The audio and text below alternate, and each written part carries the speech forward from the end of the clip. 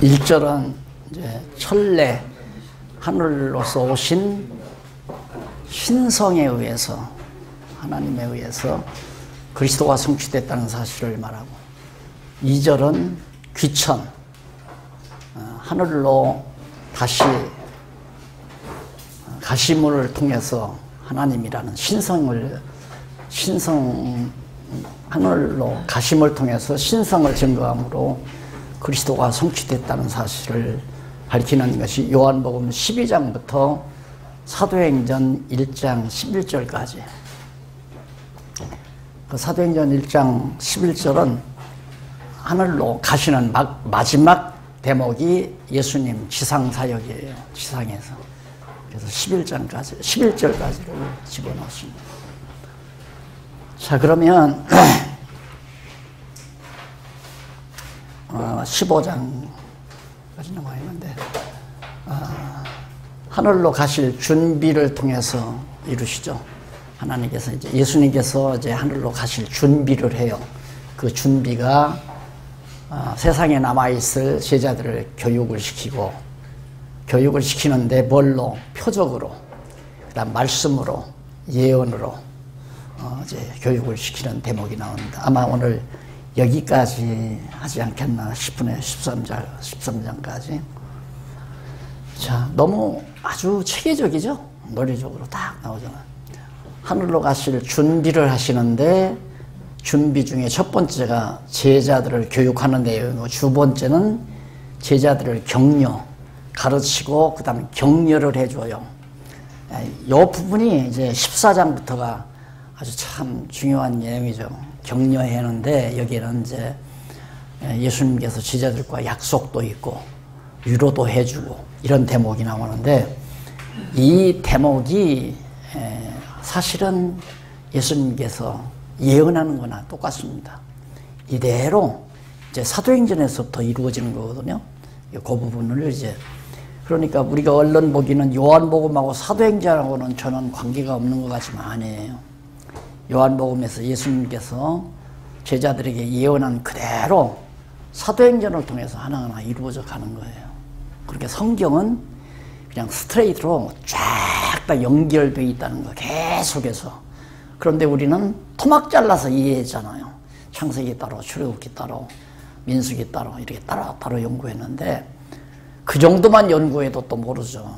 창세기도 따로, 창조기사 따로, 홍수기사 따로, 또 이스라엘 민족의 역사 따로, 광야시대 따로, 이런 식으로 성경을 따로따로 나누어서 보다 보니까 전체적인 의미 파악이 안 되는 거예요. 거기에 결정적인 지난 우리 신앙의 선배들, 또 과거 학자들의 결정적인 실수가, 특히 이제 서구학자들, 우리 동양에서는 신학자 안 나왔어요. 그냥 신학자라면 우리 보수 측에서는 이제 박형룡 박사, 박윤선 박사 뭐 이런 손을 좀 꼽는데, 그분들 다 서구신학 다 가서 거기서 받아다가 그냥 전수한 거예요. 가서 배워가지고 그거 다 노트에서 막아서 전수한 거. 스스로가 신학을 연구한 것이 아무도 없다 이 말입니다. 그러니까 서구신학자들의 학문 방법을 그대로 답 수밖에 없거든요. 예, 서구신학의 학문 방법이라는 것이 결국에는 이제 막 분해니까, 다 분해해가지고 나눠가지고 연구하는 거니까, 그런 방법을 성경에다가 쓰다 보니까 완전히 성경을 토막토막 다 잘라놨잖아요. 잘라놓으니까 이제 나중에는 이거 합치려니까 뭐가 뭔지 모르는 거죠. 예를 들면 아이에게 시계를 하나 사줬더니만 이놈이 신기하단 말입니다. 깍깍깍 돌아가는 신기하니까 시계를 전부 다 분해를 했어요. 그러니까 전부 다 넣어놨어요. 나눠놓고는 그 다음 맞출 줄을 모르는 거예요. 그게 서구신학자들의 우애예요. 어리석음. 나눠놓고는 그걸 다시 합치지를 못하니까 뭔 얘기인지 전혀 알 수가 없단 말입니다. 이게 성경을 그대로, 성경 논리 그대로 놓고 성경을 연구했어야. 요한복음 공부하고 나면 요한복음하고 바로 사도행전 이어지잖아요. 바로 요한복음, 사도행전. 이 사도행전이 이어지면서 그냥 사도행전 역사가 이루어지는 거거든요. 그러니까 성경을 자르지 말라. 그래서 아까도 말했지만 강론집 페이지를 그냥 1페이지에서 만여 페이지 가까이 쫙 매긴 이유는 성경은 하나의 놀이체로 됐다는 것을 강하게 심고자 하는 의도가 달려있다. 그러면 하나님께로 귀철의 준비를 예수님께서 하시는데 첫째 뭐였는가? 제자들을 교육을 통해서 준비를 해요. 제자들 교육을 통해서. 제자 교육을 통해서. 무슨 교육이냐면 7755페이지에 나오죠. 표적으로 가르쳐요. 표적을 통해서 가르치는데 12장 1절로 19절에 나오는 내용입니다. 그런데 12장 1절로 8절에 보면 56페이지 7756페이지 12장 1절로 8절에 보면 비싼 향유를 발에 부어 장사할 날을 위한 표적을 나타내죠. 자, 예수님이 가셨는데 베다니에 가셨는데 예수님께서 죽은 자 가운데서 살리신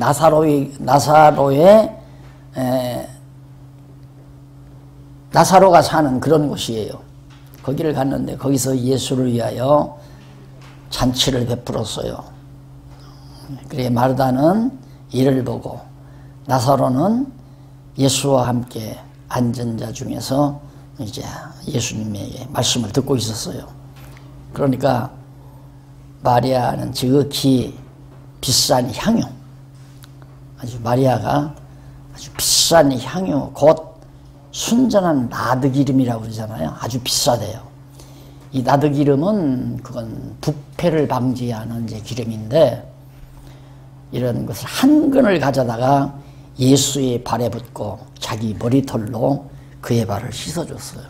나드기름을, 그 비싼 기름을 예수의 발에다 붓고 마리아가 자기의 머리로 그걸 씻어주니까 제자들이 볼 때 막 아깝잖아요. 그 비싼 나드. 속으로 야 저거 그러지 말고 저걸 팔아서 가난한 자들을 구제하면 얼마나 좋을까. 그러니까 예수님이 딱 알고 가난한 자들은 너희와 함께 있다. 앞으로도. 그러나 이 여자가 지금 굉장히 중요한 일, 마리아가 굉장히 중요한 일을 한다. 중요한 일이란 뭐냐면 예수님이 이제 하늘로 가시려면 죽으셔야 되잖아요. 죽었다 부활해야 하늘로 돌아가시거든요. 그러니까 이 마리아가 벌써 내 죽음을 준비하고 있는 거다. 나 죽으면 이제 그 죽기 전에 나드라는 기름으로 부패를 방지하는 뭐 장례 준비를 바로 이 여자가 마리아가 하고 있는 것이다. 그렇게 설명해 주는 내용입니다. 그 5절에 보면 이 향유를 어찌하여 300데나리온에 팔아서 가난하느냐 하니 이렇게 말하면 가난한 자들을 생각함이 아니요 저는 도적이라. 바로 돈꾀를 맞고 거기 넣는 것을 훔쳐감이리라. 가룟 유다를 말하는 거죠. 하나님 예수님께서 다 알아요. 저는 가룟 유다 저놈은 도둑놈이다. 완전히 공금 횡령하는 강도놈 같은 놈이다. 그러니까 이게 참 세상도 그러잖아요. 자기의 그런 그러니까 불의한 돈, 불의한 방법으로 돈을 버는 사람들이 소위 자선 사업을 해요. 그 커버하기 위한 거죠. 그러니까 예를 들어서 무슨 투기 사업을 했잖아요. 투기 사업을 했는데 우리나라에도 교회 가운데 그런 교회 하나가 있죠.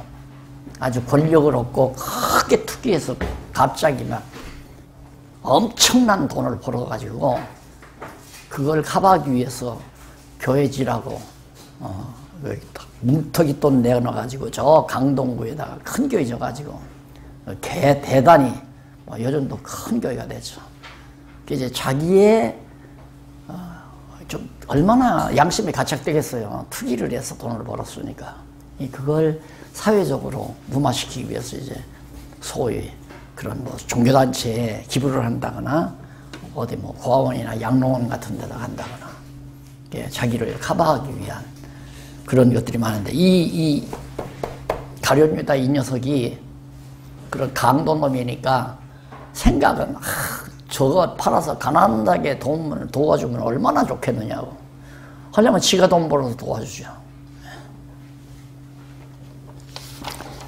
그러면서 7절 예수님께서 7절에 보면 가라사대 저를 가만두어라. 가만히 두어 장사할 날을 위한 표적을 나타내므로 증거하는. 가만히 두어 나의 장사할 날을 위하여 이를 두게 하라. 가난한 자들은 항상 너희와 함께 있거니와 나는 항상 있지 아니하리라. 돌아갈 준비, 귀찮을 준비를 하죠. 제목 잘 잡았잖아요.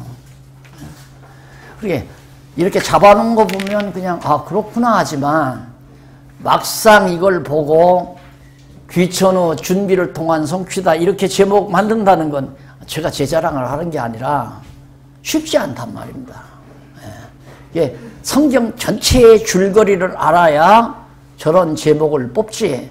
성경 전체의 줄거리를 모르면 마리아의 헌신 이렇게 뽑아도 되죠. 그렇잖아요. 귀천 준비라고 하지 말고 마리아의 헌신. 그래서 우리가 누구나 이 부분 가지고 설교 목사님들 많이 하셨을 거예요. 마리아는 아주 비싼 나드로 주님에게 헌신했습니다. 겸손하게. 우리도 주를 위해서 우리에게 가장 좋다고 생각하는 것을 주님께 이렇게 갖다 연보하라 이 말이죠. 아마 그렇게 대부분 안 하는 목사님 없을걸요? 그렇게 안 하시는. 왜? 설교집에 다 그렇게 나오니까. 그러니 이게 사실 따지고 보면 아까 우리 박 목사님도 안에서 자꾸 내 안에서도 이게 싸운다고 그러는데 솔직히 산에 가서 엎드려 통곡할 일이죠. 하나님이요. 내가 미련하고 어둡고 어리석어서 하나님의 귀한 양무리들에게 어린 영혼들에게 정말 먹이지 못할 꼴들을 갖다가 독초를 먹였나이다.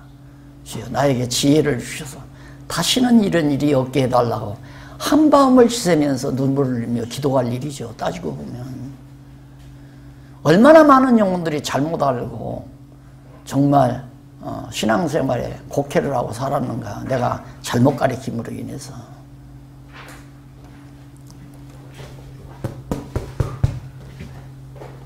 제자들 교육을 통해서 지금 준비하잖아요. 가난한 사람들은 너희와 같이 있다. 지금 이 마리아가 나를 위해서 지금 표적으로. 그 표적이 뭐냐면 나드로 예수님의 머리를 통해서 마리아의 머리로 나드를 붓고 예수님의 발을 씻어주는 장례를 준비하는 거죠. 그게 장례. 예수님의 죽으심에 대한 표적이에요.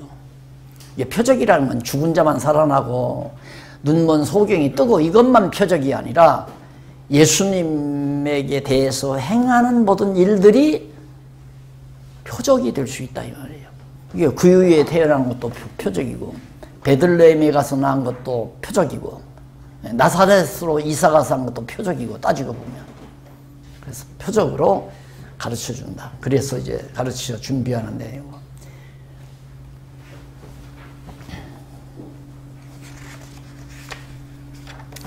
자, 그 다음 이제 9절로부터 19절까지 보면 죽이려는데도 나귀 새끼를 타고 입성하여 표적을 나타내는 내용입니다. 지금 유대인들이 예수 나타나기만 하면 죽이려고 지금 예수 어디가 있느냐 절기가 돼가지고 많은 사람의 정보원들을 지금 다 파송시켰단 말입니다. 어디 예수 있다는 증거만 나오면 당장 가서 잡아다가 죽여버리려고. 그런데 예수님 떳떳하게 나귀 새끼 가져오라고 그래요. 제자들에게. 야, 저 건너마을에 가면 나귀 애미하고 새끼하고 매 있을 거다. 가서 그 주인에게 주가 쓰시겠다고 해라. 그리고 새끼를 끌어오너라. 이것도 아마 귀가 닳도록 들었죠. 주가 쓰시겠다 하라.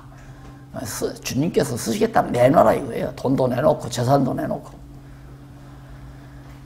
아주 지겹도록 됐잖아요, 사람들이. 주가 쓰시겠다고 해라. 왜 주님께서 쓰시겠다는데 안 내놓냐? 내놔라. 그러니 목사님들 좀 듣기 싫지만 우리가 들어야 되잖아요. 도대체 생명의 양식 꼴을 먹이기 위한 목회인지 돈을 걷어내기 위한 목회인지 제가 오늘은 어떻게 자꾸 말이 좀 거치네요. 왜? 나도 너무너무 괴로웠기 때문에 알고 나서 너무 괴로웠어요. 정말.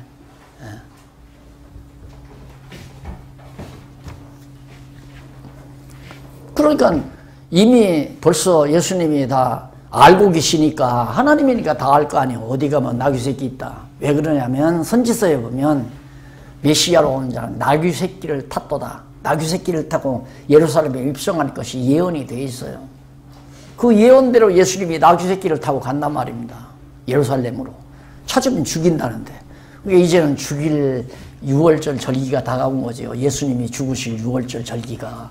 그러니까 내놓고 날 잡아다 죽여라 하고 가시는 거죠. 그전에는 숨으시다가 그 신학교 다닐 때 예수님의 은익사상, 왜 예수님은 숨고 피하셨을까?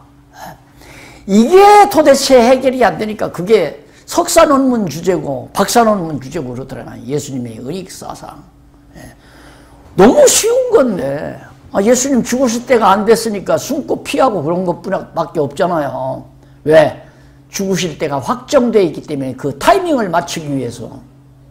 그게 무슨 박사 논문이에요. 그걸 무슨 석사 논문 제목으로 써요, 그걸. 그런데 학자들이, 서구학자들이 그거 연구 안 하고 연구실에서 머리가 허옇도록 그래도 그런 문제에 대해서 그냥 책이 이렇게 두껍잖아요. 은익사상에 대한. 이렇게 두꺼울 필요가 뭐 있어요? 말 몇 마디면 끝나는 거. 신구약 성경도 아까 말씀드렸잖아요. 신,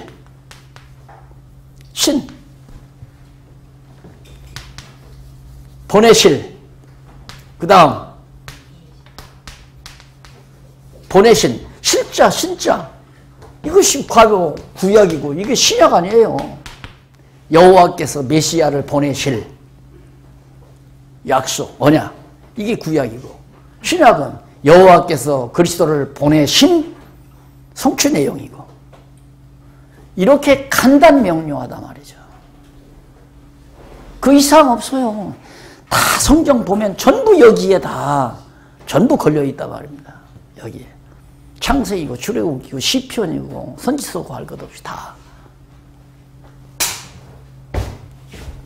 그런데 그 은익사상이 뭐가 그렇게 어려워가지고 그걸 이렇게 두꺼운 책을 써놓고 눈이 아프게 그걸 읽어야 되고 밤을 새웠으면 그걸 연구해야 되고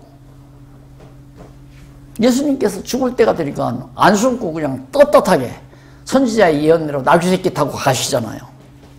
그래서 나귀 새끼를 탔다는 그 자체가 예루살렘으로 입성했다는 그 자체가 귀천어 준비를 이미 다 하고 계신 거예요. 하늘로 가실 준비를. 예루살렘으로 가서 붙들려 십자가에 못 박혀 죽으셔야 되니까.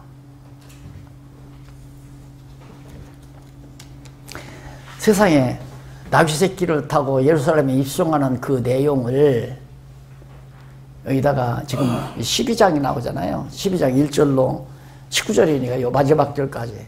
이 표적으로 가르치는데 나귀 새끼를 타고 입성하는 그것이 어떻게 바로 귀천어 준비를 통한 내용이고 그것이 어떻게 제자들을 교육하는 내용인가. 표적으로 뭘 가르쳐서 하늘로 가실 준비를 하고 있다는 얘기 아닙니까? 성경 전체 내용을 흐름 잡아서 논리를 잡아야 이런 제목이 뽑아질 수 있다 그 말이에요. 그러니까 나도 이걸 이렇게 해놓고 강의할 때마다 참 신묘막측하다. 내가 어떻게 이렇게 다 정리를 했을까? 그리고 누가 물어요. 목사님 그걸 어떻게 그렇게 하셨습니까? 첫 마디 나오니 나도 모르겠다고 그래요. 나도 모르겠다고. 정말 놀랍죠. 사람의 지혜로 되는 게 아니라고 난 생각을 해요. 어떻게 성경 전체를 이렇게 간단 명료하게. 예? 너무 간단하잖아요. 여호와께서 메시아 보내실, 여호와께서 모시아 보내신, 이건 언약, 성취. 이게 신구약 성경 다라 말입니다. 이것을 하나하나 성경 내용을 들어서 풀어 가르치는 일이 우리가 할 일이라 이거죠. 그래야 이걸 통해서 나타나는 게 이제 하나님 존재, 하나님 살아계시다. 그 다음 하나님의 속성,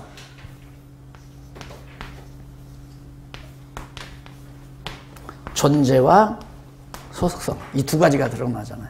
하나님 살아계시다. 하나님은 이러신 분이다. 이 두 가지 사건을 통해서. 그래서 진리라는 거죠, 성경이. 그 다음 말씀으로 가르쳐 준비하는 내용입니다. 말씀으로 가르쳐. 12장 20절로 50절까지 나오는데 그 가운데 첫 번째로 20절로부터 26절 61페이지 보면 인자의 영광을 얻을 때가 왔다면서 생명에 대해서 가르쳐 줍니다. 내가 영광을 얻을 때가 왔다. 영광을 얻는다는 말, 십자가에 못 박혀 죽으셨다가 그 다음에 삶 안에 부활하심으로 완전히 부활의 영광을 얻게 된 그때가 지금 다가왔다. 그러면서 생명에 대해서 가르쳐 주는데 24절 보세요. 내가 진실로 진실로 너희에게 이르노니 하나를 미리 땅에 떨어져 죽지 아니하면 하나를 그대로 있고 죽으면 많은 열매를 맺느니라. 예수님 당신이 하나의 미랄로, 미랄은 씨앗 아니에요. 생명 씨앗. 미랄 하나가 떨어져서 죽으면 많은 열매를 맺는다. 30배, 60배, 100배 결실. 그게 이제 그리스도 자신에 대한 내용이거든요.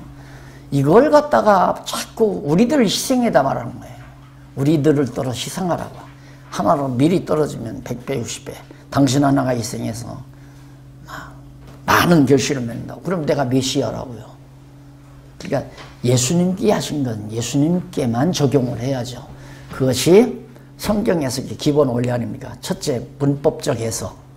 그 다음 두 번째가 역사적 해석. 그 다음 신학적 해석.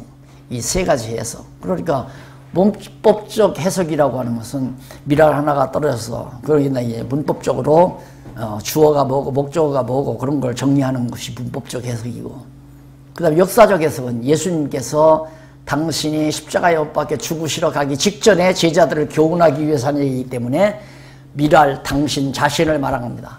하늘에서 이렇게 시상에 온 것처럼 미랄 하나가 땅에 떨어진다 이 말이에요. 예수님께서 하늘에서 오신 걸 의미하는 거거든요. 썩어서 거기서 죽어 썩으니까 다시 나와가지고 몇 배 결실을 맺지 않느냐. 그러니까 내가 이제 하늘로 와서 죽어서 다시 부활함으로 장차 많은 열매를 내가 맺게 된다. 그걸 가르쳐 주는 거거든요. 자기 생명을 사랑하는 자는 잃어버릴 것이요 이 세상에서 자기 생명을 미워하는 자는 영생하도록 보존하리라. 사람이 나를 섬기려면 나를 따르라. 나 있는 곳에 나를 섬기는 자도 거기 있으리니 사람이 나를 섬기면 내 아버지께서 저를 귀히 여기시느니라. 그러니까 예수님은 당신이 육신의 생명, 이 육신의 생명을 사랑하지 않는다 이거예요. 버린다. 육신의 생명을 버리면 영원한 생명을 얻게 된다는 것을 교훈을 통해서 가르쳐 주잖아요. 그게 바로 이제 26절까지 나왔고, 그 다음 이제 이어서 36절까지는 27절로 36절은 62페이지죠. 간구의 응답 후에 심판이 이르러 인자가 들릴 것을 가르쳐 줍니다. 지금 나 마음이 민망하니 내 마음이, 예수님께서 이제 육신인지라 죽을 날을 앞에 놓고 상당히 민망하다. 내가 무슨 말을 하리요. 아버지여 나를 구원하여 이때를 면하게 하여 주옵소서. 여기서는 이제 기도를 그렇게 얘기를 하죠. 이때 이 십자가에 쓴 고난을 피하게 해 주시옵소서라는 거죠. 그러나 내가 이를 위하여 이때 왔나이다. 나는 지금 육신적으로는 굉장히 힘들지만, 민망하지만, 이것만 봐도 예수의 육신은 우리와 똑같은 육신이에요. 인간의 몸을 입은 거거든요. 그런데 예수님의 육신이 뭐 참인간이라고 그렇게 서구학자들이 그려놨잖아요. 웃기는 소리죠. 그건. 참인간이 어디 있어요. 다 인간은 인간이지. 그러니까 예수님은 우리와 다른 인간이다라는 얘기예요. 말이 안 되는 얘기예요. 그런데 여기서도 예수님께서 육신적으로는 정말 민망하지만 내가 이때를 위해서 왔나이다. 그 말은 이때 십자가에 못 박혀 죽으러 내가 왔습니다. 그런 얘기죠. 아버지가 예수님께서 기도하는 거 아니에요? 간구를 지금 하고 있는 겁니다. 아버지여, 아버지의 이름을 영광스럽게 하옵소서. 아버지의 이름이 뭡니까? 여호와 아니에요? 여호와라는 이름이 영광스럽게 해달라. 왜? 영광스럽게 되려면 여호와께서 언약하신 대로 이루어져야 영광스럽게 되잖아요. 그러니까 언약하신 대로 내가 십자가에 못 박혀 죽으신 다음에 3일 만에 부활을 하면 아버지의 이름이 영광스럽게 되니까 영광스럽게 하옵소서. 하늘에 계신 우리 아버지여 이름이 거룩히 여기심을 받으시오며 하는 말과 같은 얘기죠. 여호와의 이름이 거룩하게 우리들이 여기오니 왜 여기는가? 언약대로 다 이루시니까 우리는 여호와의 이름을 거룩히 여깁니다. 그러니까 이걸 받아주십시오. 영광을 하나님께 여호와께 돌리는 거죠. 주기도문에도. 자, 그런데 아버지의 이름 영광스럽게 하옵소서 하시니 이에 하늘에서 소리가 나서 가로되 내가 이미 영광스럽게 하였고 내가 이미 영광스럽게 아버지의 이름을 영광스럽게 했다. 또다시 영광스럽게 하리라. 너를 예수 그리스도를 마리아의 몸을 통해서 보내신 것 자체가 벌써 영광스럽게. 왜? 메시아를 보냈으니까. 메시아 보낸다고 언약하시고 메시아를 보내셨으니까 이미 영광스럽게 됐는데 또 영광스럽게 하겠다. 그건 뭐냐면 너 죽었다가 예수 그리스도 죽은 다음에 부활시키겠다 이 말이에요.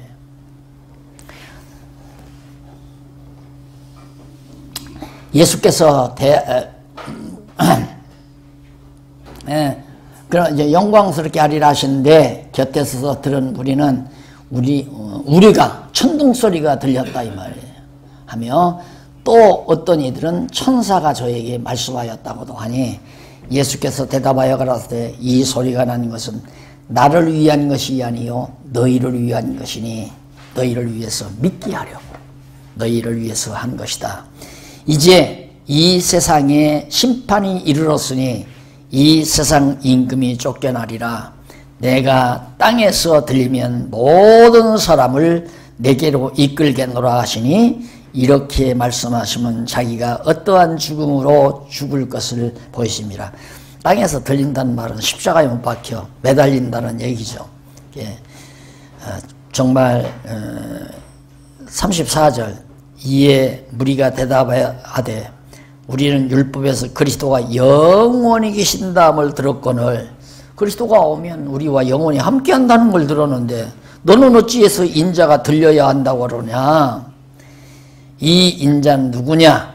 예수께서 가라사대 아직 잠시 동안 빛이 너희 중에 있으니 빛이 있을 동안에 다녀 어두움에 붙잡히지 않게 하라. 어두움에 다니는 자는 그 가는 바를 알지 못하느니라. 너희에게 아직 빛이 있을 동안에 빛을 받으라. 빛을 믿으라. 그리하면 빛의 아들들이 되리라. 예수께서 이 말씀을 하시고 저희를 떠나가 숨으시니라. 잠시, 잠시간 시간을 더 벌기 위해서 예수님께서 잠시 쉬셨는데 아직은 빛이다. 그러니까 조금 있으면 빛 대신 예수 그리스도가 붙들려 십자가에 죽으심으로 밤이 온다. 이제 그 얘기 아닙니까? 이렇게 해서 정말 말씀으로 가르쳐주는 내용이 바로 36절까지 그 뒤에도 37절로 43절에도 나옵니다. 믿지 아니함은 선지자의 말씀이 이루어진 것임을 가르쳐줍니다. 왜 이렇게 많은 표적을 저희 앞에서 행하였으나 저희가 믿지 아니하니 38절 이는 선지자 이사야의 말씀을 이루려 하심이라. 가로되 주여 우리에게 들은 바를 누가 믿었으며 주의 팔이 네게 나타난 나이가 하였더라. 그러니까 벌써 이사야 선지자가 믿지 아니할 자들이 있다는 얘기죠. 그러니까 우리도 마찬가지예요. 결국 하나님께서 믿지 않도록 정해놓으셨으면 안 믿는 거예요. 천하 없어도 안 믿는 거예요.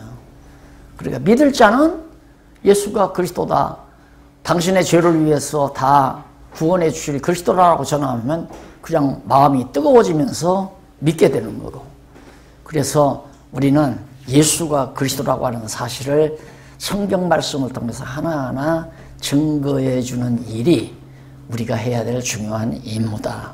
그러면 믿을 자는 믿고 안 믿을 자, 선지자의 예언대로 안 믿을 자는 안 믿는 거니까. 그래, 믿고 안 믿는 것이 내가 말 잘하고 말 잘못하고에 딸린 게 아니죠. 그러니까 저는 이제 우리 박 목사님은 왔다 가는 사람 보면 참 마음이 아파가지고 가만히 보면 그런 것 같아요. 한 번 온 사람은 늦게 왔어도 그냥 계속 좀 늘어났으면 좋겠는데, 근데 나는 전혀 그렇게 아니거든요. 나는 왔다가 들으면 듣고 갈 사람도 있고, 또 듣고 갔다가 다시 생각나서 올 사람도 있고, 그게 다 하나님께서 하시는 일이란 말입니다. 내가 목회를 해보니까 그렇더라고요. 목회를 해보니까 오늘 전하는 말씀은 아무개 집사가 꼭 들어야 될 말씀인데 그대로 안 나와. 기가 막히게 안 나오더라고요. 그래가지고 나중에 시험거리가 되고, 그러니까 벌써 하나님께서는 못 듣게 해서 결국에는 거침돌을 만나게 만드는. 그래, 복음은 믿는 자에게는 하나님의 능력이지만 믿지 않는 자에게는 거치는 돌이라고 그랬잖아요. 돌뿌리에 거쳐서 넘어지게 만드는 복음이라고 하는 거예요. 들을 자는 듣고 안 들을 자는 안 들으니까 이걸 사람의 뜻대로 믿고 안 믿게 할 수도 없고 듣고 안 듣게 할 수도 없고 하나님의 정하신 뜻대로 해가는 거죠. 이것이 다 선지자의 예언대로 이루어진 것이다. 자, 거기 41절에 보면 이쪽 65페이지 제일 상단, 이사야가 이렇게 말한 것은 주의 영광을 보고 주를 가리켜 말한 것이라. 그러나 관원 중에도 저를 믿는 자가 많되 바리새인들을 인하여 드러내게 말하지 못하니 이는 추례를 당할까 두려워하며 유대교에서 쫓겨날까 봐서. 43절, 저희는 사람의 영광을 하나님의 영광보다 더 사랑하기 때문이다. 이걸 이렇게 다 말씀으로 제자들에게 43절까지, 마지막 50절까지, 44절로 50절, 66페이지요. 그러면 믿고 보는 자와 믿지 아니하는 자의 결국에 대해서 가르쳐 줍니다. 믿는 자와 믿지 않은 자가 결국 나뉘어지는 거죠. 심판이 이루어진다. 예수께서 여쭤가라사대 나를 믿는 자는 나를 믿는 것이 아니요 나를 보내시니 하나님을 믿는 것이다. 나를 보는 자는 나를 보내신 이를 보는 것이 아니라, 나를 보내신 이를 보는 것이 아니라 나는 빛으로 세상에 왔나니 무릇 나를 믿는 자로 어둠에 거하지 않게 하려 함이로다. 예, 어두운 가운데 가지 않게. 그래서 사람이 내 말 듣고 지키지 아니할지라도 내가 저를 심판하지 아니하노라. 왜? 내가 온 것은 세상을 심판하려 함이 아니요 세상을 구원하려 함이로다. 나를 저버리고 내 말을 받지 아니하는 자를 심판하리가 있으니 곧 나의 한 그 말이 마지막 날에 저를 심판하리라. 심판하시기는 최후의 마지막 날에 이루어진다. 내가 내 자유로 말하는 것이 아니요 나를 보내신 아버지께서 나의 말할 것과 이룰 것을 친히 명령하여 주셨으니 나는 그의 명령이 영생인 줄 아노라. 그러므로 나의 이루는 것은 내 아버지께서 내게 말씀하신 그대로 이루노라. 예수님도 하나님의 말씀대로 말했다고 하잖아요. 그런데 항차 오늘 우리가 어떻게 하나님의 말씀대로 말하지 않으면 되겠어요? 하나님의 말씀에다가 내 생각 자꾸 보태가지고 얘기하면 되겠느냐 이거죠. 예수님도 하나님께서 말씀하신 말씀만을 예수님도 말했다고 그러는데, 자, 이런 대목들을 성경에서 발견하면서 참 내가 성경을 몰라서 어리석은 짓을 참 많이 했다. 제가 10대 후반부터 복음을 전했거든요. 복음을 전했는데 생각해보면 참 우습죠. 내가 했던 그 일들이. 그래서 나중에 깨닫고 울기도 많이 울고 통회도 많이 하고 나중에 성경을 깨닫고 나니까 부끄럽기도 많이 하고. 자, 이렇게 해서 말씀으로 가르쳐준 내용을 우리가 확인했습니다. 이제 예언으로 가르쳐주는 내용 간단히 정리하고 오늘 강의 끝내 13장 예언으로 가르쳐줍니다. 1절로 13절 밑에 보면 6월절 잔치 때 제자들 발을 씻기며 다는 아님을 예언합니다. 발을 씻기는 이유는 자범죄, 쉽게 말하면 신학적으로 말하면 자범죄예요. 허물이죠. 우리가 살면서 늘 허물이 많잖아요. 이게 발은 유대인들은 매일 때때마다 씻잖아요. 남의 집에 가면 벌써 발을 씻고 들어가죠. 예, 발은 늘 더러워지니까. 그리고 우리도 그렇잖아요. 샤워는 하루나 이틀 걸러지만은 발은 매일같이 우리가 씻고 잠자리에 들잖아요. 발이 더러워지니까 또 땀도 많이 나고. 그래서 예수님이 제자들의 발을 씻기는 것은 허물을, 무슨 허물? 예수를 부인하는 허물. 나 그를 모른다. 그리고 예수 붙들려 가니까 다 도망치잖아요. 그러니까 그런 허물을 예수님이 용서하겠다는 표적을 보여주는 거예요. 내가 너희 발을 씻겨주면, 왜 내 발을 씻깁니까? 내가 주의 발을 씻겨야지. 양반이 아니다. 내가 너희 발을 씻기야. 근데 다는 아니다. 다는 아니란 말은 가룟 유다는 아니다. 이 말이에요. 가룟 유다는 용서 안 하겠다. 그러면 은삼십에 나를 팔아먹고 가려니까 그건 지옥 자식이니까 그건 용서 없다. 그러나 나머지 너희들은 내가 발을 씻기듯이 너희 허물을 다, 나를 부인하는 허물을 다 용서하리다. 다 굴기 전에 3번 노골적으로 부인한 베드로도 예수님께서 책망도 하지 않고 그냥 갈릴리 바다에 찾아가서 베드로를 받아주시잖아요. 자, 12절로 20절에 보면 서로 발을 씻기라며 성경대로 발꿈치를 들 것을 예언합니다. 자, 예수님이 발을 씻겨주면서 서로 발을 씻겨라. 그래서 요즘에는 어느 교회에서는 세종례가 있대요. 세종례. 예수님이 발을 씻기라고 한다고 그래서. 그렇게 사람들이 어떻게 두탁하게 예수님의 말씀을 받아요. 예수님이 발을 씻기라는 말은 서로 허물 덮어줘라 이 말이에요. 서로 허물을 용서해줘라. 우리가 신앙생활 하다 보면 서로가 서로에게 잘못하는 일들이 있을 수 있잖아요. 돈 꿔가고도 잊어버리고 안 갚는 경우도 있고, 어떻게 친구들을 만나서 식사하다 보면 다른 친구 험담을 얘기할 수도 있고 비난할 수도 있고, 이런 허물들을 서로 용서해주라. 그 말은 제자들에게 너희들이 너나 할 것 없이 다 날 부인하고 도망갈 놈들이니까 이 다음에 서로 네가 인마 아니라고 그래서 나도 한 거야 이런 식으로 하지 말고 서로 다 덮어주어라. 예수님 부인하고 다 쓸쓸히 흩어졌던 너희들이 그 잘못을 용서해 주라는 말을 바로 이렇게 발을 씻기라는 말로 예수님이 표현하는 거죠. 의문이 하나 있는데, 네. 가룟 유다가 아니면 예수님이 십자가에 달릴 수가 없었을 거 아니에요? 십자가에. 가룟 유다가 아니면 네. 예수님이 십자가에 달리지 않았을 거 아니에요? 네. 하나님이 그렇게 하시질 않죠. 가룟 유다를 이미 그렇게 정해놨는데 가룟 유다 없이 십자가에 질 수는 없어요. 그러니까 가룟 유다나 십자가 없다면? 네, 없다면. 없을 수가 없는 걸 왜 없다면이라고 붙여요. 그렇잖아요. 그러니까 가룟 유다가 네. 하나님의 구속 사업에 일조한 거 아니겠어요? 그러니까 가룟 유다가 예수를 안 팔 수가 없어요. 이미 그렇게 팔도록 정해진 악한 날에 악하게 쓰시려고 다 세상에 내보낸 인간이기 때문에 가룟 유다의 사명은 예수 팔아먹는 게 사명이에요. 반드시 그렇게 돼요. 그러니까 반드시 될 일을 안 된다면 한다면 말이 안 되는 거죠. 반드시 그렇게 되는데 안 된다면 해버리면 앞뒤가 안 맞아 버리니까, 말이라는 게 앞뒤가 딱 맞아떨어야 말이 되고 내용이 이루어지잖아요.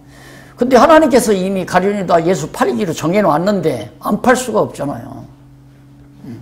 가룟 유다는 그걸로 위해서 쓰임 받았고. 예? 그래서 한자로 쓰임받아요. 신학교 가면 신학교에서 얄궂은 학생이 그렇게 물어요, 교수한테. 그 가룟 유다는 우리의 구속 사역에 크게 공헌을 한 거 아닙니까? 예. 가룟 유다가 예수를 안 팔았으면 십자가 안 졌을 거고, 십자가 안 졌으면 우리가 구원 못 받을 거 아닙니까? 지금 목사님 질문이 거기와 비슷한 질문 같아요. 그래서 물은 학자만 안 나와요.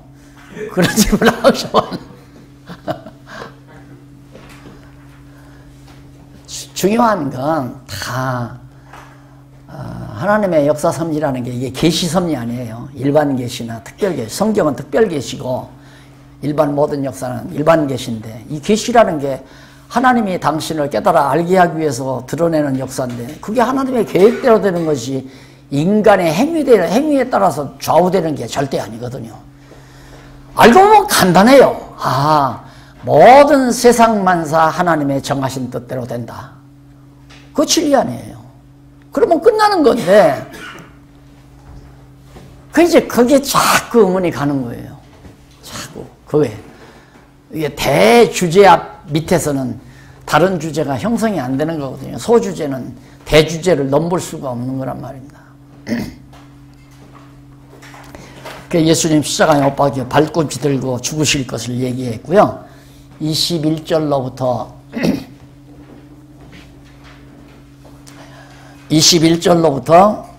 30절까지 보면 제자들 가운데 가룟 유다가 인자를 팔게 될 것을 예수님이 예언하잖아요.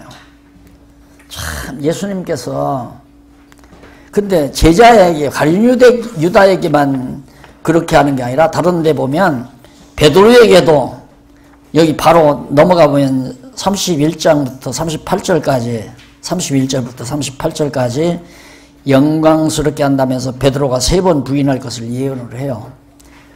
자, 왜 예수님께서 이렇게 예언을 하는가? 예언의 목적은 그 예언이 성취됐을 때, 그러니까 가룟 유다가 예수를 팔은 사실이 나타났다. 이게 성취된 거 아닙니까? 성취됐을 때 가룟 유다 그놈 참 나쁜 놈이다. 어떻게 스승을 팔아먹냐. 사람들이 그쪽으로 생각할 수 있죠. 그 생각을 하지 못하도록. 예언은 하나님의 작정에 기초하죠. 작정과 언약의 기초예요. 언약. 하나님께서 작정하시고 작정대로 언약하신 그 언약을 이루시기 위해서 선지자들로 예언하게 하는 거거든요. 그러니까 예수님이 참 선지자로 오셔서 가룟 유다가 당신을 팔아먹을 것을 예언을 해요. 또 베드로가 3번 부인할 것도 예언하고, 그 예언을 왜 하느냐 하면 하나님의 작정하신 뜻대로 된다는 것을 깨달아 알게 하기 위해서, 그러므로 예수가 그리스도라는 것을 확증지키기 위해서. 예수가 예언한 대로 되니까 야, 예수님이 진짜 선지자로구나 깨달을 거 아니에요. 근데 가룟 유다 그 녀석은 예수를 은삼십에 팔아먹고도 예수님이 다 예언했는데도 나중에 가룟 유다도 뉘우쳤잖아요. 은삼십 팔아먹고. 그래서 그걸 갖다가 다 성전에 던지고 자기를 해서 죽을 정도로 통탄을 했다 이 말입니다. 그러면 그 정도는 하나님이 용서해 줘야 하는 거 아니에요? 돈도 다 반납했지. 그리고 정말 자살할 정도로 심히 정말 뉘우친 거지. 그러니까 하나님께서 좀 용서를 해서 가룟 유다 죽지 않도록 했어야 하는데 필요 없잖아요. 근데 베드로는 3번 닭이 꺾여하고 울으니까 그때 무슨 생각이 드냐면 예수님의 말씀이 그때 생각이 난 거예요. 이루어지니까. 나 그 사람 모른다. 이제 예수님 붙들려 갔을 때 악당들에게 붙들려 가니까 모닥불을 펴놓고 이제 추우니까 둘러섰단 말입니다. 베드로도 살살 눈치 보면서 이제 불을 쬐고 있는데 저 사람 예수당 아니냐 그러니까 나 그 사람 모른다. 나는 그 사람 아니다 하고 부인하고, 또 누가 그러니까 또 부인하고, 3번 딱 부인하니까 예수님이 말씀한 대로 닭이 꺾여하고 울으니까 그때 예수님의 말씀이 생각나서 베드로가 울었다고 그랬어요. 정말 내가 다 불리기 전에 3번 나를 예수님을 부인한다더니만 내가 그렇게 되구나. 이게 무슨 얘기냐면 정한 대로 살아요. 하나님이 정해놓으신 대로 살아요.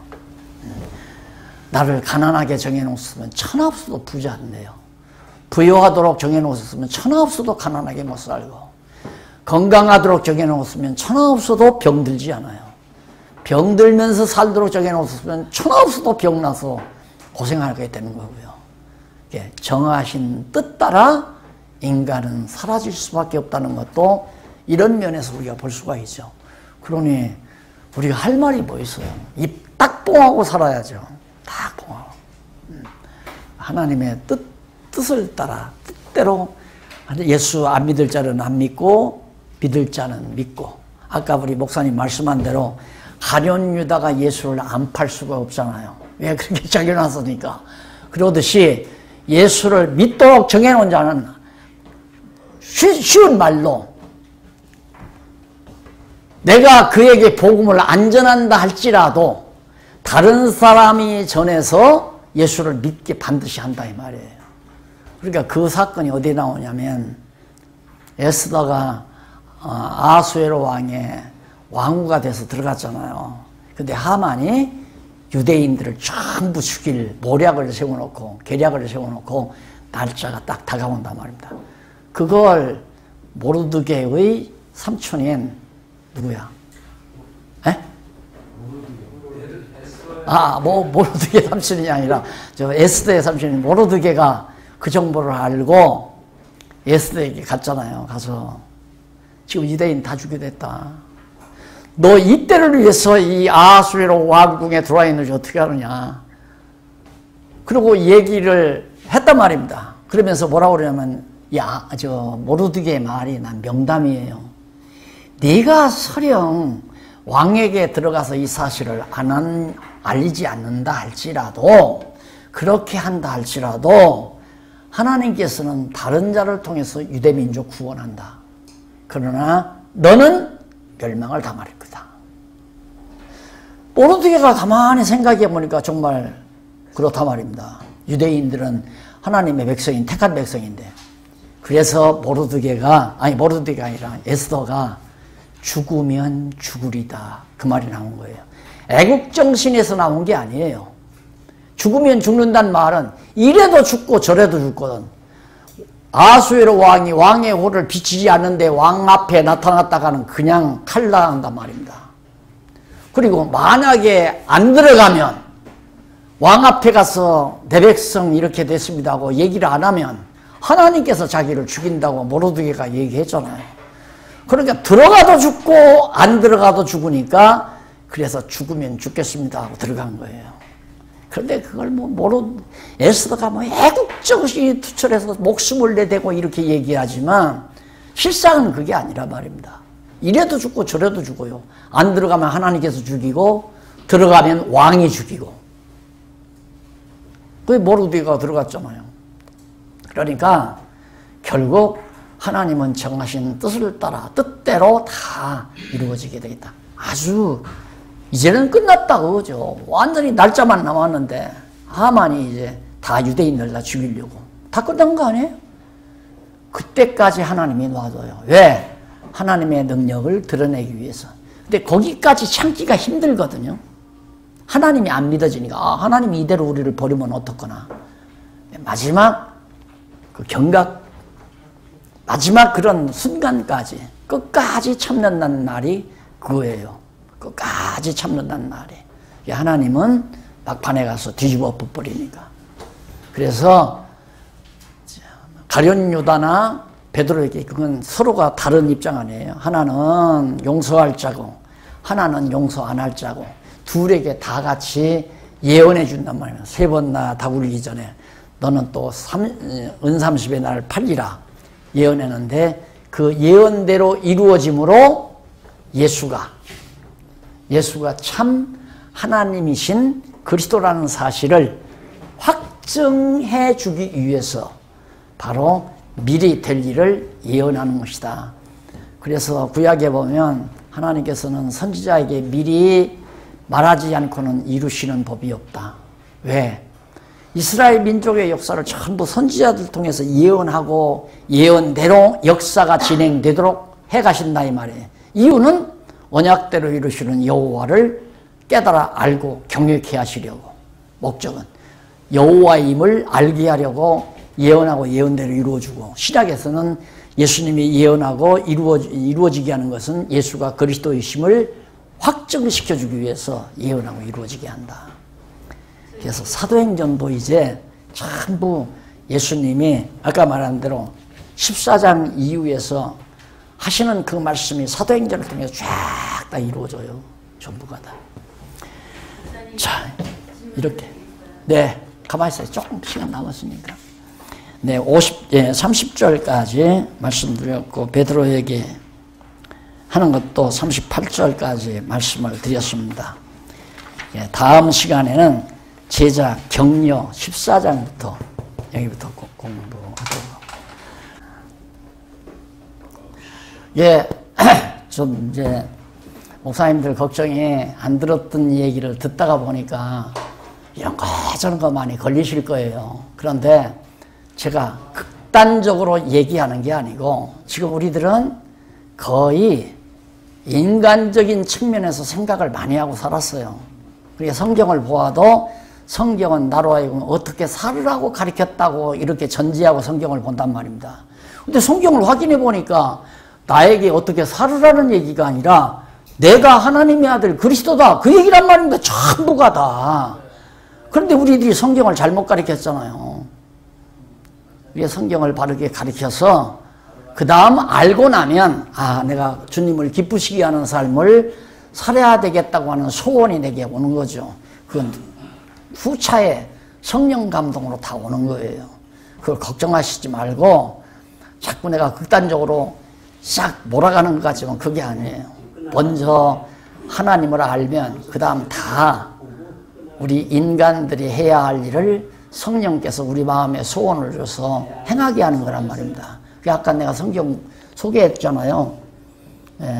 빌립보서 2장 4절인가에 있는 말씀대로 너희 안에서 행하시는 이는 하나님이세요. 우리가 행하는 게 아니에요. 하나님이 행해요. 그럼 어떻게 행하게 하시나? 어떻게 행하시나? 우리 속에 소원을 줘요. 선한 소원이죠. 하나님의 뜻을 사모하는 소원을 준단 말입니다. 그 소원을 주어서 그 소원대로 행하게 하신다 이 말입니다. 그러니까 내 마음에 소원이 올 때 이것이 육신의 소욕에서 왔나, 하나님의 말씀 성령의 소욕으로 왔나, 영의 소욕으로 왔나를 그걸 분별하는 것이 영분별이에요. 영분별. 그러니까 육신의 소욕으로 왔다는 건 어두운 영의 작용에 종로로 타는 거고, 영의 소욕에서 왔다는 것은 성령의 사역에 우리가 매여 있다는 거거든요. 그러니까 하나님 말씀 아니고는 우리가 성령에 사로잡힐 수가 없어요. 성경 말씀 잘 배우고 깨닫게 되면 성령의 감동을 통해서 나에게 소원이 와요. 하나님의 뜻대로 살고자 하는 간절한 소원이. 그 소원대로 하나님께서 행하게 하시는 거다. 내 의지대로, 내 마음대로. 내가 한다는 건 사단의 조종을 받아 전부 내 욕심대로 하고자 하는 얘기죠. 그래서 욕심이 잉태한 즉 죄를 낳는다. 욕심은 절대 금물입니다. 무엇이라도 욕심은 절대 금물입니다.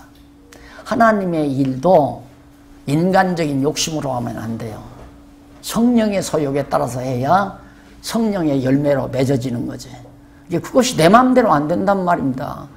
성령께서 나를 악령에 맡기든가 성령이 직접 나를 죽어라든가 성령께서 좌우할 일이지. 그러니까 온전히 죽게 매달리는 수밖에 없는 거죠. 자, 오늘은 여기까지 하고요. 앞으로도 많은 시간이 있습니다. 다음 시간에 14장부터 나오니까 한 20여 장까지, 20장까지, 다음 시간에 한 20장까지 할 것 같아요. 요한복음 20장까지 꼭 한번 예습을 하고 오시면 훨씬 강의를 제가 쉽게 할 수 있게 되겠습니다. 기도하십시다. 자비하신 하나님 아버지, 은혜를 감사합니다. 우리들 타락한 육성을 지니고 있기에 아둔하고 미련한 때가 많습니다. 육체의 소욕이 우리의 눈을 어둡게도 하고 욕심으로 인해서 범죄에 빠지게도 하는 그런 어리석고 미련한 저희들이지만 오늘 또 저희들을 불러주셔서 하나님의 귀한 말씀으로 무장하게 하시고 이 말씀을 통하여 성령의 감동 따라 선한 마음, 성령의 소욕 따라 살 수 있는 소원을 갖게 하심을 감사드립니다. 우리의 소원이 주 안에서 반드시 이루어진다는 확신을 가지고 오늘 또 담대하게 진리의 투사로서 살아가는 귀한 종들 되게 해주시옵소서. 예수님 이름으로 기도드립니다. 아멘. 감사합니다. 수고하셨습니다.